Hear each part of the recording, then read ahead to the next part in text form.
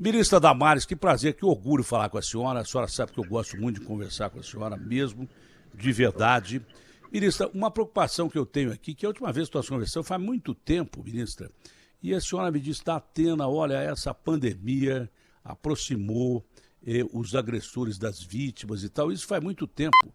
E a pandemia nem lá estava do jeito que está agora, numa situação econômica dificílima, com mais desemprego, e acredito que não sei se a violência subiu nessa proporção de lá para cá. É uma preocupação que eu tenho todo dia. Quando eu faço esses comentários, eu lembro sempre do nome da senhora. A ministra Damares disse que a vítima está mais próxima do agressor, dentro de casa. Isso é uma preocupação. De lá para cá, quando nós conversamos, já faz tempo, eu estava até com saudades da senhora, mas já faz tempo que nós conversamos. A situação piorou, ministra. Um bom dia, senhora. Bom dia, Datena, obrigada por mais esse espaço. E, na verdade, eu estava ansiosa para falar com você. Hoje eu estou aqui num misto de emoção e também de tristeza. A emoção tem muito a ver com você, eu vou falar depois sobre a emoção, mas sobre a tristeza, Datena.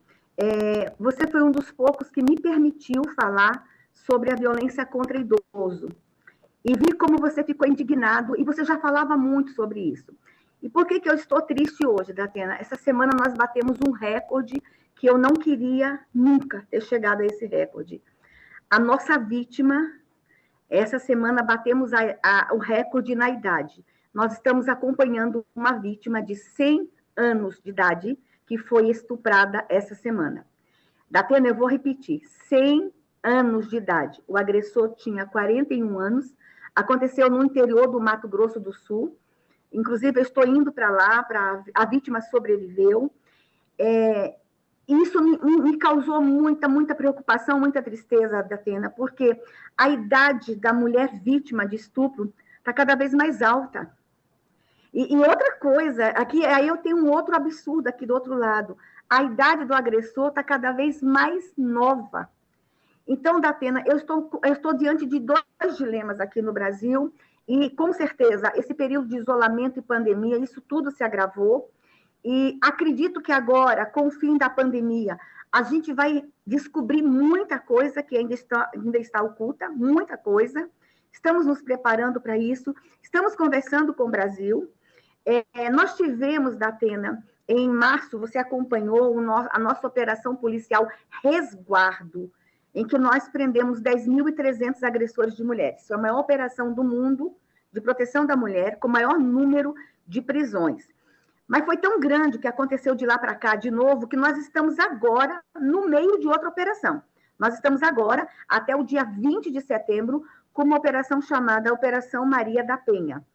E essa operação, inclusive, ela é um pouco mais ampliada, porque ela vai também se preocupar com o resgate de alguns agressores, não é só prender. Nós vamos entender que alguns agressores precisam, não é ir para a cadeia, é ir para uma comunidade terapêutica, é ir para uma instituição para se curar do alcoolismo, alguns são doenças mentais também, a gente está trazendo o serviço de atendimento às doenças mentais, mas, assim, 2 operações no ano de proteção da mulher, o que mostra, Datena, que a violência continua crescendo e que a pandemia, com certeza, foi esse gatilho que aumentou muito. Mas registro aqui, Datena, a minha dor. Eu quero que você imagine quanto eu chorei na hora que eu recebi a informação dessa idosa de 100 anos. Nós tínhamos tido um caso, Datena, há 3 semanas atrás, de 99 anos. Aí eu já disse, bom, chegamos ao caos, acabou, aí dá desespero, dá tristeza. Aí quando foi essa semana, a gente bate esse recorde absurdo, vergonhoso para o Brasil, vergonhoso. Não sei se existe outro caso no mundo tão semelhante, uma vítima de estupro de 100 anos, e o agressor tinha 41 anos de idade. É o pior de tudo. É o que a senhora me disse do perfil do agressor, agora de menor idade, né? Esses 41 anos, é um jovem, tem menos idade que os meus 2 filhos que têm mais de 40 anos. Mas o que me assustou em relação aos dados que a senhora deu, a senhora falou assim, olha, crianças, meninos e meninas estão sendo violentados mais, mulheres estão sendo violentadas mais e apanhando mais, o mesmo valendo para crianças meninos e meninas, mas também sofrendo agressões sexuais. A senhora me disse um outro caso que me deixou espantado. Falou, Datena, não só mulheres de mais de 80 anos, mais de 70, mas senhores também estão sendo violentados. E o mais grave de tudo, que eu não esqueço, foi uma colocação que a senhora fez, que diz que, Datena, isso vai além da maldade, porque é uma espécie de um perfil de gente que gosta de atacar senhoras idosas, e eu me sinto até constrangido em dizer isso aqui, mas foi a palavra que a senhora usou, foi a frase que a senhora colocou, de que eles preferem atracar mulheres de mais de 70, 80 anos, jamais imaginava 100 anos, porque, eu não sei nem como dizer, mas porque a penetração é mais difícil e lembra que está tendo relações com pessoas mais jovens. Isso é de uma maldade, isso é de uma... Eu não sei nem como definir isso, não é ser humano quem faz isso. Quem faz isso não cabe na cadeia biológica, porque nem bicho faz isso. Isso me calou o coração, jamais esqueci essa frase da senhora. Datena, e eles estão também fazendo uma crueldade, assim, que é competir a filmagem, a gravação da imagem, para compartilhar a imagem depois. É como se fosse uma espécie de desafio, e eles compartilham. Então, a gente ainda, além da gente ter aí a violência física, a gente também tem uma questão da violência moral, porque o rosto dessa idosa é exposto. A gente tem aí essa crueldade, é uma cadeia de crueldade, é uma cadeia de violações de direitos, de violência. E lembrando, Datena, que para a mulher idosa denunciar e ser exposta é muito difícil, porque a mulher idosa tem toda uma vergonha de falar sobre isso. E muitas também, idosos, tá, Datena? Eu quero falar que a vítima da violência sexual no Brasil também são pessoas do sexo masculino. Quando a gente fala em pedofilia, muita gente só lembra da menina, quando a gente fala do estupro, só lembra da mulher, mas nós temos muitas pessoas do sexo masculino sendo vítimas, idosos. Eu quero te lembrar da última vez que nós estivemos juntos, Datena, aquele caso daquele senhor de 91 anos que foi estuprado dentro do hospital em Natal. E aí, essa situação do hospital, Datena, ela me chama a atenção para que todo mundo comece a perceber que é em qualquer ambiente. O idoso, a idosa, são vítimas, não é apenas dentro de casa, em qualquer ambiente. E aí eu me preocupo, Datena, com abrigos, né, com instituições. Nós temos instituições muito sérias no Brasil, muito sérias. Eu tenho viajado, conhecido essas instituições. Eu choro quando entro numa instituição, são pessoas abnegadas, mas a gente também tem aquelas instituições que não têm o cuidado com o abrigado, e a gente sabe de casos que acontecem em instituições, em hospitais. Então, Datena, é uma hora da gente fazer um chamamento para o Brasil sobre essa violência contra a pessoa idosa. Nós tivemos, eu quero que você lembre, a Operação Vectus, em dezembro do ano passado, em que em um dia nós prendemos 539 agressores de idosos.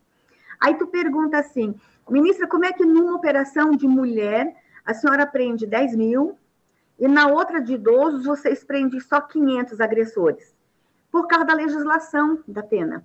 Você sabia que nós encontramos agressões contra idosos que são considerados assim, menor potencial ofensivo?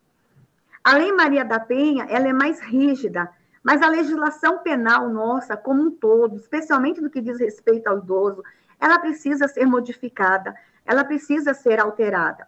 Um outro detalhe, a mulher, ela ainda grita, denuncia, e a gente pega muita gente no flagrante, mas a idosa não.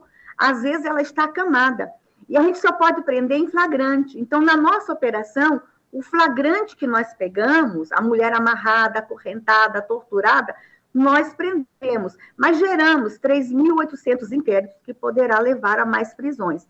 Mas assim, Datena, até quando nós vamos ficar trabalhando na repressão, prendendo? Nós não vamos ter cadeia.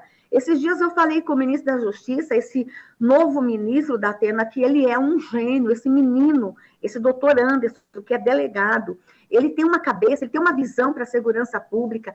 Inclusive, no dia 1º agora, saiu uma nova reestruturação do Ministério da Justiça. O que ele vai fazer com a Polícia Rodoviária Federal vai ser inédito no mundo. Ele tem uma cabeça muito boa. Eu conversei com ele assim, Anderson, eu gosto muito dele, já conheci ele aqui de Brasília. Nós vamos ter que ter um estádio para prender os agressores de mulheres e idosos. Até quando a gente vai ficar na repressão? Então, Datena, é um programa como o seu, você que já prestou tanto serviço para a sociedade. Eu faço muita questão de vir aqui porque eu acho que nós vamos ter que trabalhar as próximas gerações nessa questão do respeito à dignidade humana, o respeito ao idoso, o respeito à mulher. Nós vamos ter que nos dar as mãos, esquecer um pouco as nossas brigas, Datena. Eu tenho feito esse chamamento, esquecer as nossas brigas, esquecer as tensões e perceber que enquanto a gente briga, aqui no paralelo, aqui na periferia, na questão periférica aqui em nossa volta, está acontecendo muita coisa, Datena. Então, a gente tem que sair dessa bolha das nossas brigas cotidianas e a gente tem que olhar aqui do lado, no periférico, a violência contra o idoso está crescendo. Eu sou a ministra do idoso. Eu sou a ministra da mulher, da criança, e eu posso dizer, mas por mais que a gente aqui tenha os melhores instrumentos, o poder público não vai resolver tudo sozinho, Datena. Não vai resolver tudo sozinho. Olha, primeiro que a violência contra os idosos ela não é nova, ela é antiga. O nosso Código Penal tem quase 100 anos e está defasado. Eu não sabia de menor proteção ao idoso perante a um ataque de um maníaco como esse. Eu não sabia que ele é menos protegido do que pessoas de menos idade. Devia ser o contrário. Devia ser exatamente o contrário. Então tem que ter uma reforma exatamente no Código Penal de uma forma ampla, né? Mas principalmente em relação ao idoso e já. Isso aí tem que ser tomado como um projeto de lei que tem que ser levado à Câmara já, para ser aprovado já. Agora, quando se fala em agressão, a gente está falando de agressão sexual. Tem todo tipo de agressão. Todo tipo de agressão. Tem pessoas que por maldade maltratam velhinhos e velhinhas. Tem pessoas, cuidadores até. A maioria de gente de bem, mas há maldades terríveis aí. A gente já mostrou casos que dá até medo de você olhar. Gente com mal de Alzheimer, que não tem nem condição de se expressar. Os idosos, quando estão sozinhos com maus cuidadores, apanham de uma maneira assim brutal. Agora, a violência sexual é o extremo do extremo da canalice daqueles que o classificam fora da cadeia biológica, não são nem gente nem bicho, né? Um sujeito que violenta, sujeito de 41 anos, que violenta uma senhora de 100 anos, que a senhora vai visitar, nos deixa com um asco terrível. Primeiro, que esse sujeito, se ele tiver tratamento, ele tem que ser tratado. Se o tratamento não levar à cura dele, ele tem que ficar fora da sociedade enquanto ele não estiver curado, né? Isso é uma forma de prisão perpétua, às vezes é uma prisão perpétua mesmo. Se o sujeito não tiver jeito, ele não pode voltar à sociedade, que ele vai fazer tudo de novo. Não há dúvida disso, ele tem que ser excluído da sociedade. Mesmo com o Código Penal que nós temos aí, quem faz isso, uma pessoa de 100 anos, ou uma criança, ou uma mulher, o sujeito há com você manter esse cara no manicômio judiciário pelo tempo necessário que a justiça julgar. Que tem aqui um caso do Champinha, que violentou a Liana, matou o Felipe Café, era para ter sido solto porque ele cometeu o crime enquanto menor, mas na realidade continua preso até hoje porque ele passa por sucessivos exames forenses.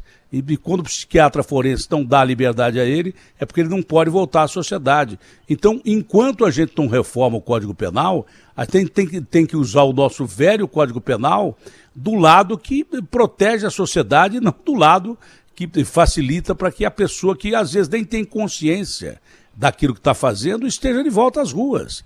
A gente é muito libertário desse sentido e não pode ser. Liberdade tem que ser dada para quem tem condição de andar em liberdade. Esse é o grande detalhe. Agora, eu pergunto à senhora, né, o que é que está sendo feito? Porque teve um canalha que um dia cunhou uma frase tão execrável, que disse assim, olha, estupra, mas não mata. Eu não vou repetir o nome desse sujeito, porque graças a Deus está praticamente excluído da política nacional, mas estupra, mas não mata é de uma agressão tão grande, a mulheres, a meninos, a meninas, a senhores, as senhoras, porque a violência sexual, ela é uma forma de destruir a alma da pessoa.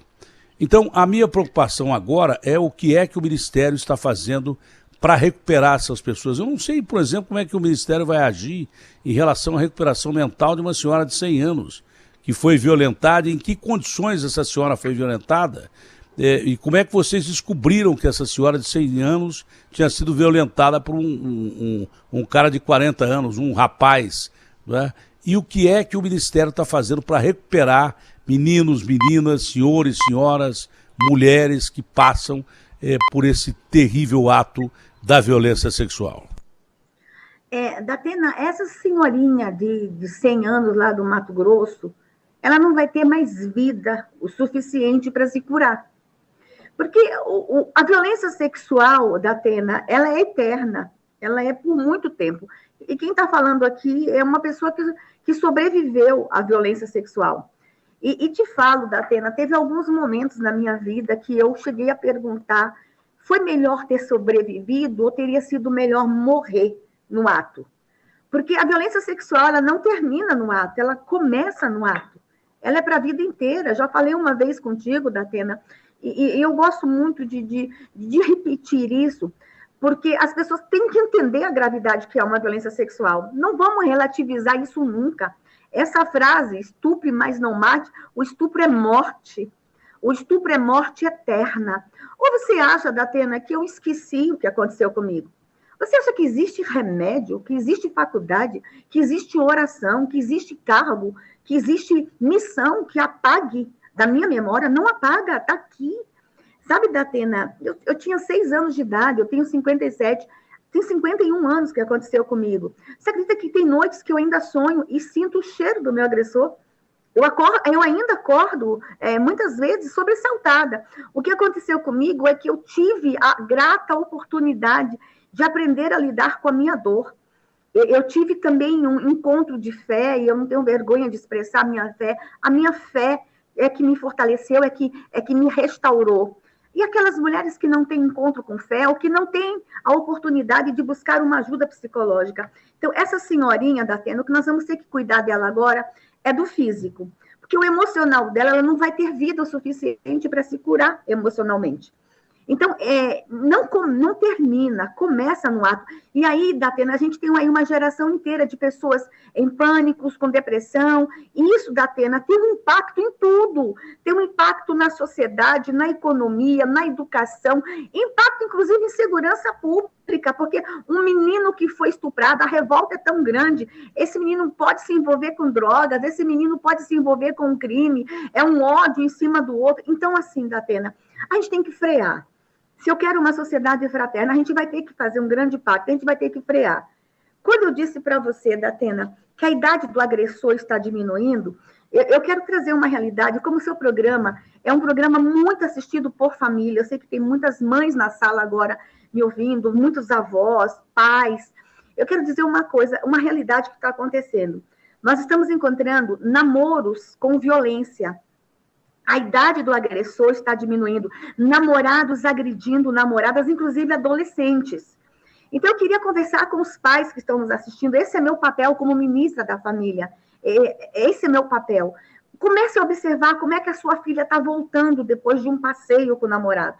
Observe como é que ela está chegando em casa depois que ela foi no cinema com o namorado, ou ela foi na igreja, foi passear com ele. Ela está voltando triste? Sua filha está com mudança de comportamento?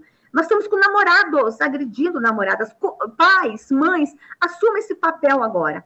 Tenha a coragem de conversar, mas deixe claro para sua filha que você não vai ficar contra ela, que você quer saber o que está acontecendo para ajudar. E às vezes, gente, são namorados que já fizeram as meninas de refém, tipo, se você terminar comigo, eu mato teu pai, eu mato tua mãe. Nós vamos ter que entender o que está acontecendo com essa geração. Então, eu preciso alertar os pais.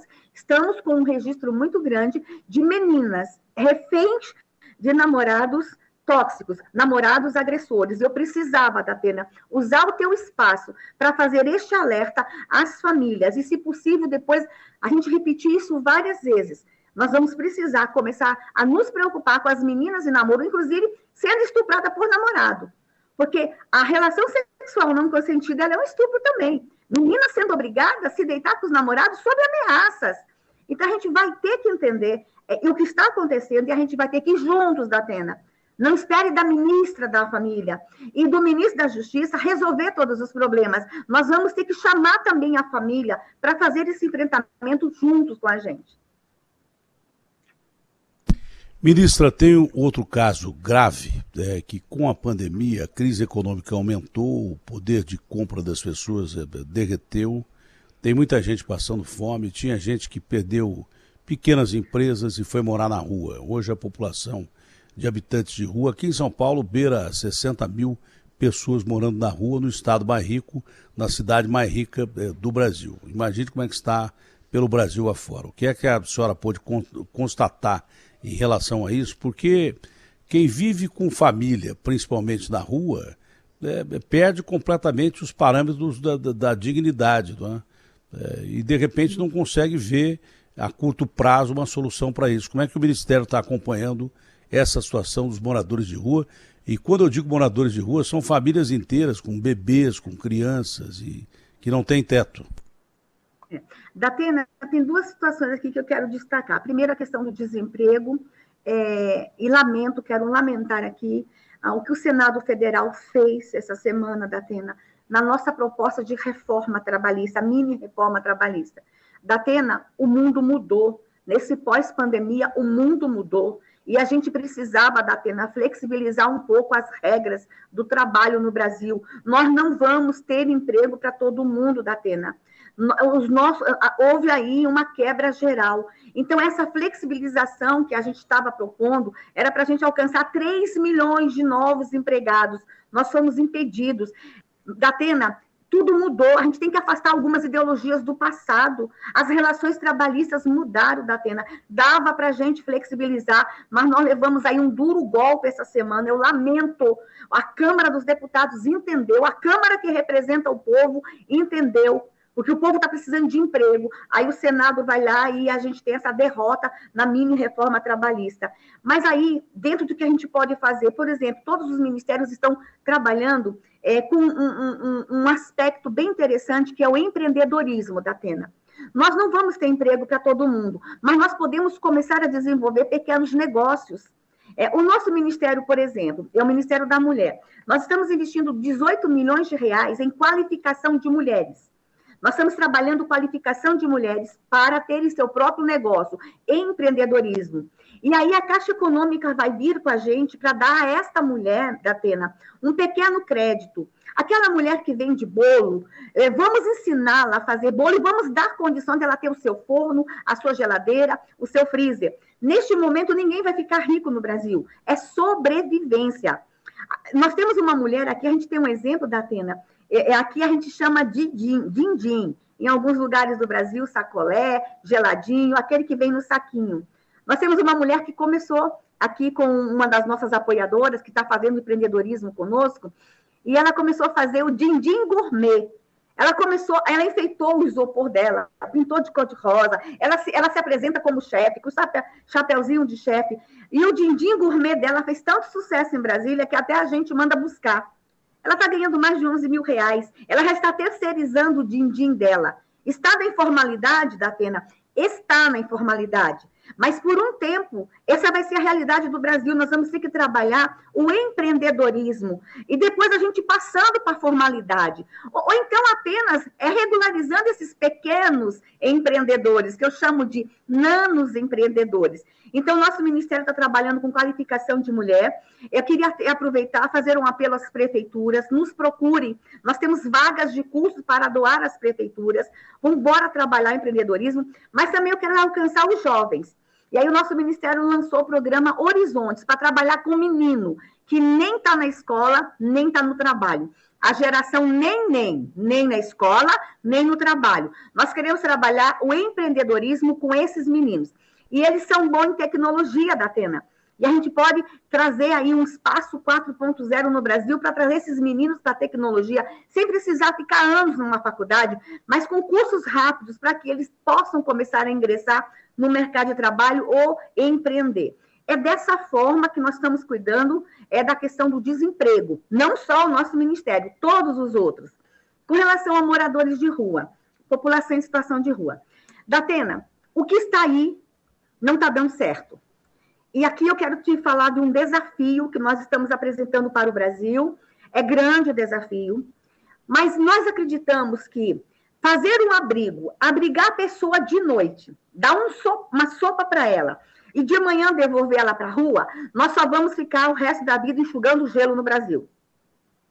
Então, nós temos uma experiência fora do Brasil e que a gente está trazendo, que deu certo em 5 países, um deles é Portugal, que se chama Moradia Primeiro. Por que ao invés de eu construir um abrigo, ter um monte de servidor fazendo sopão, limpando o abrigo para atender o morador, eu já não dou a moradia para essa pessoa? É moradia primeiro. Mas, assim, não é o programa habitacional. A gente pega uma família que está em situação de rua e a gente fala, olha, nós vamos te dar uma moradia. Porque a pessoa com a moradia, o endereço da Atena, é a porta de entrada para outros programas. O cara, para procurar um emprego, ele tem que ter um endereço fixo. O homem, para matricular o seu filho que está na rua com ele, tem que ter um endereço para saber qual é a escola que eu, Estado, sou obrigada a dar vaga, qual é a creche que eu tenho que dar a vaga. Então, a creche, a escola, o Bolsa Família precisa de um endereço. Aí essa pessoa está na rua tomando sopão, dormindo no abrigo e voltando para a rua. Então, a gente quer inverter. É uma revolução na política. Vamos pegar essa família e vamos dar primeiro a moradia. Mas é um programa da Atena com porta de entrada e porta de saída. Essa família vai ser acompanhada pelo Ministério, e junto com a Prefeitura, e vamos dizer, olha, é um programa para você aí por 8, 10 meses. Nós vamos te manter no aluguel, 8, 10 meses, e vamos te arrumar um emprego, vamos te ajudar a arrumar um emprego ou empreender. E quando essa família tiver condição de pagar o seu próprio aluguel, já estiver no Bolsa Família, em outros programas, a gente tira ela do Moradia Primeiro e a gente traz uma outra família. É uma revolução, mas primeiro a moradia, depois os outros programas assistenciais. Quem está levando sopa lá no abrigo ou na rua, pode levar na casinha que eu aluguei. Então, a gente quer fazer uma revolução. Já começamos em 3 cidades, em 3 capitais. Já estamos investindo 9 milhões de reais nisso e a gente vai continuar ampliando para fazer uma revolução na política para pessoas em situação de ruas no Brasil. Olha, é super interessante, porque o sujeito passa a ser cidadão brasileiro quando ele diz, eu moro na rua tal, número tal. Ele tem que ter um endereço. Ele tendo o endereço e a oportunidade de um trabalho, e é claro que você vai atrair essas pessoas exatamente onde elas aparecem. Quem está morando na rua não está empregado, né? Normalmente não está empregado. Há algumas exceções, mas quem está morando na rua não está empregado. É aí que você tem que pescar o cidadão para poder devolvê-lo à sociedade de uma forma digna. E com isso você dá a casa a ele, paga o aluguel durante um tempo, perfeito isso, e tenta reintegrá-lo à sociedade. Isso, se for feito, e já está sendo feito, mas se der certo, é realmente revolucionário. Perfeito, acho isso uma inclusão social, porque não adianta nada você ficar recolhendo o cidadão no abrigo e jogando ele fora no outro dia. Pelo contrário, não vai ter inclusão social jamais. O cara que está na rua, ele perde tanto a dignidade que ele perde até a vontade de procurar emprego. E muita gente está na rua porque realmente, por causa da pandemia, não tem emprego. Tem outros motivos, mas hoje é por causa de emprego, dobrou a população de rua de São Paulo e acredito que do Brasil. Pois não, ministra? Eu encontrei um cozinheiro na rua, eu faço acompanhamento em loco. Às vezes eu vou escondido. A Michele também, a gente vai para a rua de boné, disfarçado. Eu encontrei um cozinheiro, Tatiana, um espetacular cozinheiro, desempregado há um tempo enorme. Sabe por que ele não conseguiu emprego? Por causa do banho. Ele até conseguia num restaurante o emprego, mas no 3º dia expulsavam ele da cozinha porque ele não tinha onde lavar a roupa. Então ele queria trabalhar um mês, receber o salário, alugar um quartinho para poder tomar banho. Mas não esperavam completar o mês porque a higiene dele, pessoal, era muito precária. Mas se eu dou já o aluguel para essa pessoa, para ela já sair banhada de casa, não ficar na rua lavando roupa no esgoto na rua, essa pessoa vai manter o emprego dela. É uma reviravolta da Atena na política. Então, assim, a gente vai quebrar alguns paradigmas, porque tem algumas pessoas que se sentem no Brasil donos dos moradores de rua, dono da política. Mas uma coisa eu te digo, o que está aí não está dando certo. Nós temos que ter algo novo. Então, nós estamos apresentando, o governo Bolsonaro está apresentando algo novo e eu acredito que vai dar muito certo, Datena. Isso é profundamente inteligente. Eu tirava o Paulo Guedes da economia e botava a senhora lá. Rapidinho, né? Porque o Paulo Guedes está arrebentando com o povo brasileiro. Se eu fosse o Bolsonaro, eu trocava imediatamente agora. A senhora já deu uma solução que ele não consegue dar há 300 anos. Bom, deixa eu perguntar uma coisa à senhora. A senhora já previa estar acontecendo isso? Não é? Diz que a saúde mental do brasileiro já estava piorando e ia piorar muito com a pandemia. Né? Em que grau nós estamos dessa saúde mental e o que é que o Ministério já detectou e está fazendo para recuperar essas pessoas que ficaram presas durante muito tempo dentro de casa e que estão numa agonia terrível? Suicídio, depressão, ansiedade é a palavra de ordem nos últimos dias, infelizmente. Inclusive, Datena, nós estamos no Setembro Amarelo, não vamos esquecer de falar bastante sobre isso, sobre o suicídio, sobre a prevenção do suicídio e a automutilação. Datena, o suicídio já é no Brasil a segunda causa de morte entre jovens. É um absurdo uma nação em que o povo dança, uma nação tropical, uma nação linda como essa, uma nação extraordinária, que o povo sabe sambar, sabe compor, o povo que tem a alma artística. A gente se deparar, Datena, com o suicídio dessa forma que está acontecendo entre jovens e adolescentes no Brasil. Mas, além do suicídio, Datena, a gente tem um outro fenômeno no Brasil, que é a automutilação. Os meninos estão se autoflagelando. E quando eu falo meninos, a gente tem ocorrência de 8 anos de idade, 7 anos de idade, crianças também se cortando, se machucando. Inclusive, Datena, como eu estou falando com famílias, e é por isso que eu gosto muito de vir a este programa, eu quero falar com os pais. As crianças estavam se cortando, né? Então, agora, por causa do isolamento, elas continuam se machucando, Datena, mas não estão se cortando para os pais não verem os pingos de sangue dentro de casa. A gente está descobrindo que elas estão inovando a forma de se autoflagelar. Elas estão, Datena, amarrando objetos em linha e cordão, engolindo e puxando o objeto para cortar esôfago e estômago por dentro. Nós estamos descobrindo que eles estão arrancando o cabelo, Datena, e estão engolindo o cabelo, e não deixam para o pai e a mãe ver o cabelo no chão. Nós já tivemos um caso em Campina Grande, o prefeito esteve comigo recentemente, de uma menina que teve que ir para o hospital com dores abdominais e fazia ultrassom e tinha uma imagem, o médico não entendia o que era a imagem, abriram a menina, ela tinha um bolo de cabelo desse tamanho no estômago. Então, as crianças estão se machucando de outra forma, dentro de casa, no isolamento, para os pais não perceberem, mas elas estão se autoflagelando. Há muita ansiedade, muita depressão. Com base nisso, Datena, o governo Bolsonaro entregou para o Brasil o Sistema Nacional de Prevenção ao Suicídio e à Automutilação. E estamos trabalhando muito. É um sistema, Datena, que ele é modelo para o mundo. Inclusive, quando eu viajo para fóruns internacionais, eu levo essa lei nova em vários idiomas e entrego para outros países. E essa semana, o nosso grande ministro da Saúde fez uma coisa, Datena, que você vai dizer assim, eu não acredito nisso. Olha o que ele fez. Ele reuniu, segunda-feira, e começou um treinamento a todos os profissionais do SAMU. Datena, os profissionais da ambulância, do SAMU, não estavam preparados para atender a ocorrência de suicídio, tentativa de suicídio e automutilação. É como se a saúde mental fosse um departamento e emergência outro. Acabou, a gente agora vai juntar tudo. Tudo vai ser saúde mental no Ministério da Saúde. Por exemplo, Datena, os agentes que fazem o trabalho de saúde domiciliar. Nós temos 300 mil agentes de saúde familiar no Brasil, saúde da família. Eles já visitam a família. Não estavam treinados, olha que loucura. É este governo que está treinando esse exército de 300 mil pessoas que já andam na rua para identificar a depressão, a ansiedade, a tentativa de suicídio. Então, o governo está vindo com muitas iniciativas, Datena, muitas, de prevenção ao suicídio e à automutilação. Mas, de novo, Datena, há um outro tema que eu tenho que falar com a família.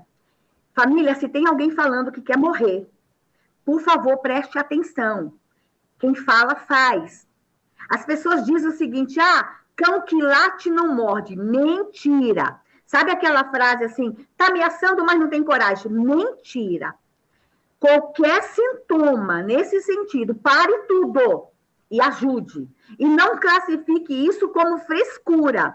Ah, tá querendo chamar atenção, é frescura. Não é. É saúde mental. O nosso cérebro, ele é incrível. Há reações químicas no cérebro. Não depende, a pessoa é fraca, a pessoa não tem fé. Não é, gente. É cérebro, é orgânico. Então, qualquer sinal de ansiedade, depressão, angústia, querer desistir da vida, não critique. Primeiro acolha e depois busque ajuda no sistema de saúde. Olha, muito importante ouvir isso, viu? É muito importante. Primeiro, eu gostaria que a senhora me desse alguns sinais dessas mutilações que as crianças estão escondendo, por isso que não deixa rastro, fica mais difícil ver. Como é que você observa que uma criança pode estar se automutilando sem que haja marcas no corpo? E segundo, relatar, deixar bem claro isso, que quando alguém diz que está querendo morrer, que está desgostoso da vida, é um primeiro passo para você perceber que essa pessoa pode tirar a própria vida. Mas quanto à criança, me assustou muito o que a senhora disse, porque os efeitos físicos da automutilação, eles eram percebidos, que a criança se cortava, batia o braço em algum lugar. Agora, essas mutilações interiores aí são terríveis. Essa história de engolir cabelo como é que as mães, que geralmente estão mais próximas dos filhos, ou os pais mesmos, né, podem perceber que há uma criança se automutilando? Primeiro, eu quero falar para aqueles pais que as crianças se mutilavam antes e eles não estão vendo mais cicatrizes. A pandemia não curou. Cuidado. Ah, meu filho se automutilava antes da pandemia, agora não. Não. Eles mudaram a forma de se machucar. Então, fique atento que não se cura imediatamente dessa forma. Então, fique atento que ele pode estar se machucando de outro jeito. Quer ver, Datena? Nós estamos encontrando casos de meninas mutilando a vagina. E meninos se mutilando no pênis também, porque o pai e a mãe não vai ver. Adolescentes se automutilando nas partes íntimas. Então, o que eu quero dizer, fique atento, não houve aí uma mudança que ele deixou de se mutilar, ele mudou a forma. Aquelas crianças que começaram agora a se machucar, os pais podem começar a observar o tempo que eles ficam dentro do banheiro a mais, ou que eles ficam trancados dentro de um quarto a mais. Comece a observar. E tem uma coisa também, Datena, atenção, papais e mamães, com o uso excessivo das redes. Nós temos grupos nas redes que ensinam como se machucar. Eu não vou falar, porque senão eu vou dar ideia. Eu tenho que ter muito cuidado com o que eu falo. Mas eu quero falar com os adultos. O uso das redes sociais, da internet, sem supervisão, é um gatilho também. Existem grupos que ensinam como se suicidar, viu, Datena? Que ensina como se machucar e não deixar marcas. Então, a gente tem que ter esse cuidado. Uma coisa que nós estamos fazendo, Datena, agora com retorno à aula, é também um grande trabalho de orientação aos professores. Porque a escola sempre foi um espaço onde eles se automutilavam, para não ter pingo de sangue em casa. Esses meninos vão voltar em massa para a escola com uma ansiedade para se ferir. E por que eles se machucam, Datena? Atenção, papais e mamães.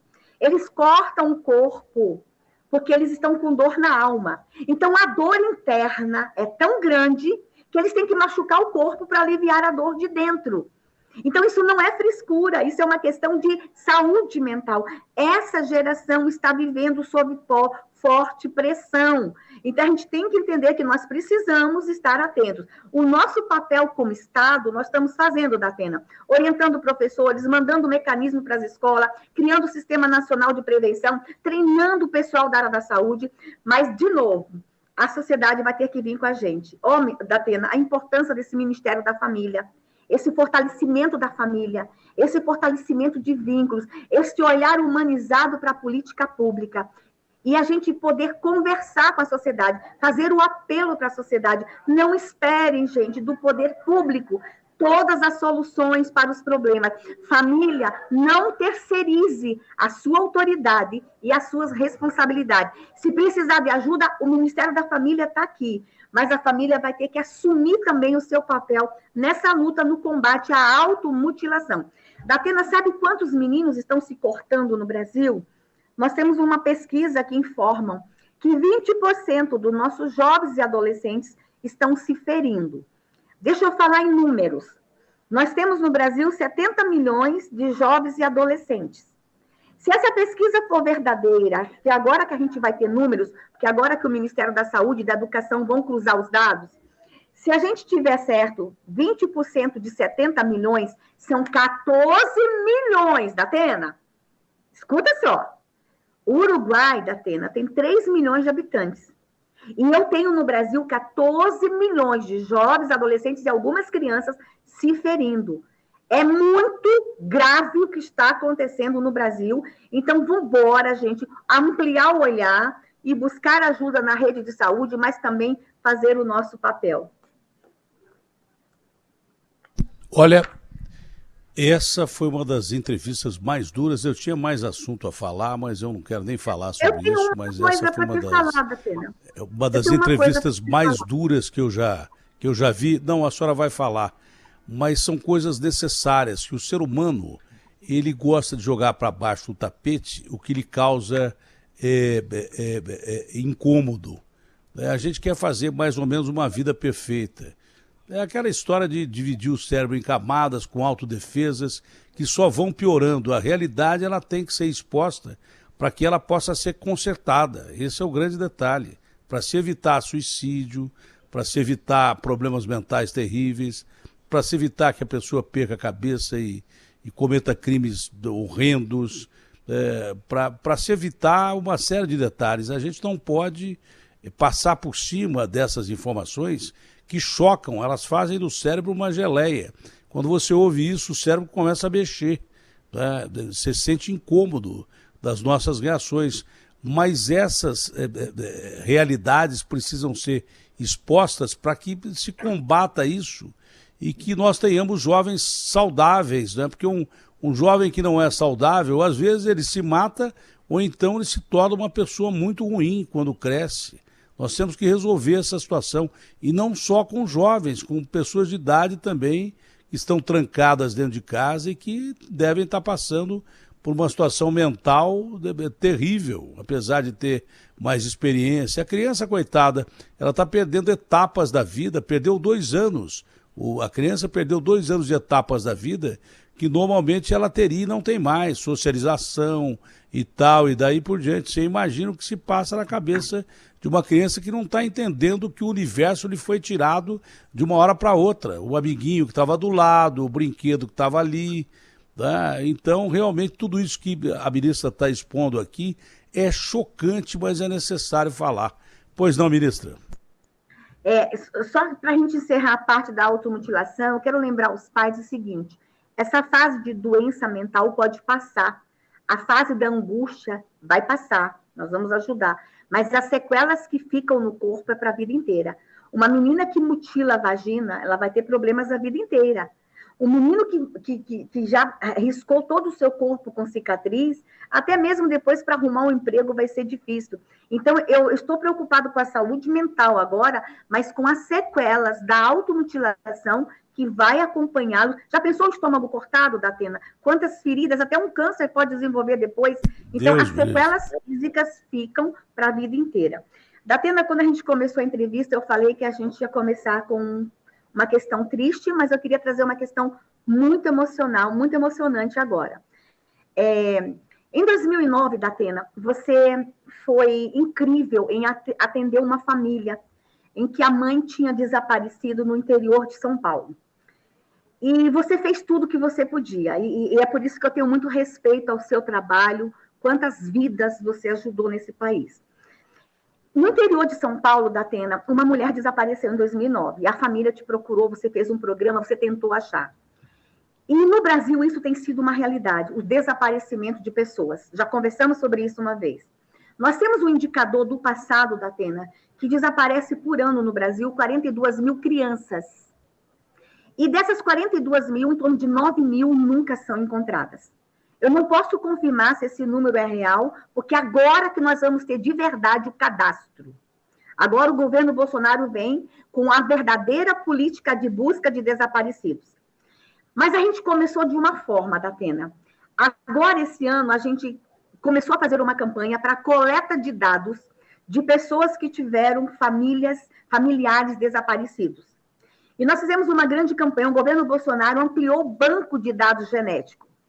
E essa mulher que esteve em seu programa em 2009, Datena, que você ajudou tanto, ela viu uma publicação minha, eu pedindo que as pessoas que tinham parentes desaparecidos oferecessem o material genético. É muito simples, Datena, é só procurar a nossa delegacia, em várias cidades já estão colhendo, ceder ali o DNA, é um algodão na boca, é um cotonete na boca. E a gente pegando esse DNA, nós vamos cruzar com o que nós já temos nos nossos dados e nós estamos encontrando pessoas e encontrando respostas. A dona Sheila Mota me mandou um e-mail essa semana, inclusive eu vou estar com ela semana que vem, emocionada, porque desde 2009 fizeram tudo, Datena. Eles foram em todos os IMLs do Brasil, eles foram em rodoviárias, aeroportos, seu programa, abriram redes sociais, são 12 anos procurando a mãe. E depois que a gente ofereceu esse serviço, agora, no final do mês de agosto, eles encontraram aonde a mãezinha deles está sepultada. Ela foi morta 5 meses depois, ela tinha doenças mentais graves. 5 meses depois, ela apareceu morta, está sepultada numa cidade do interior de São Paulo. E agora eles disseram o seguinte: a gente não encontrou ela viva, mas a gente tem uma resposta. E a gente fechou o luto. Datena, foi tão emocionante ouvir que uma política pública nossa está trazendo para o coração das pessoas conforto, porque essa família não dormia mais há 12 anos. Assim é com os pais que perdem criança. Claro que o meu trabalho aqui é que eu quero encontrar todos vivos e reencontrar. Mas tem alguns casos que a gente vai só saber aonde eles estão sepultados, e daí a esses restos mortais, um túmulo, fechar o luto, fazer a missa, fazer as preces, entendeu, Datena? Então, isso é uma política pública humanizada que nós estamos entregando para o Brasil. Mas eu quero encontrar os desaparecidos, mas a política também é prevenção. Nós estaremos entregando agora para o Brasil um aplicativo. Quando uma criança desaparecer, em meia hora, toda a cidade vai saber que uma criança desapareceu e a sociedade vir com a gente buscar a criança. Todos os policiais da fronteira vão receber a foto, o nome, a imagem da criança. Nós vamos fechar o cerco nas fronteiras, o cerco em volta. Nós vamos trabalhar, Datena, para que isso seja passado no Brasil. Nós vamos buscar as crianças desaparecidas, mas nós estamos trabalhando também. A maior política, eu acho que é o meu maior legado, Datena, que eu vou deixar, é a Política Nacional de Busca dos Desaparecidos. E eu precisava compartilhar essa história com você. A família vai fazer contato com você, vai te agradecer, mas foi uma história que nos uniu, Datena, nos uniu. 12 anos depois, a história se fecha e a família vai poder fazer suas preces e parar de procurar acalmar o coração. A dor do desaparecimento, ela é tão violenta quanto a dor da morte. O desaparecimento, ele chega a ser pior porque você não sabe se a pessoa está viva, está sendo bem tratada e não tem oportunidade dentro da sua fé, dentro do seu rito religioso, porque Deus é um só, mas há vários caminhos, de você se despedir de quem já morreu e você pensa que a pessoa ainda está viva. Tem gente, quando eu fiz uma matéria com as Mães da Sé, que tem gente que bota a mesa todo Natal lá, esperando o filho que desapareceu há mais de 30 anos chegar para a ceia do fim do ano. Então é terrível, é uma dor que realmente não passa. Se pelo menos você encontra a pessoa, mesmo que não esteja viva, você pode se despedir dessa pessoa de acordo com seus ritos religiosos e daí por diante. Ministra, foi um orgulho, um prazer falar com a senhora mais uma vez. Espero que a senhora tenha um ótimo dia e parabéns pelo trabalho que está desenvolvendo aí diante do Ministério. É um trabalho que muitas vezes não se divulga, mas é um trabalho que eu tenho certeza já salvou muitas vidas e amenizou a vida de muitas outras pessoas num dos piores flagelos que a humanidade tem vivido, que é essa pandemia. Muito obrigado à senhora, fique com Deus, saúde acima de tudo, ministra.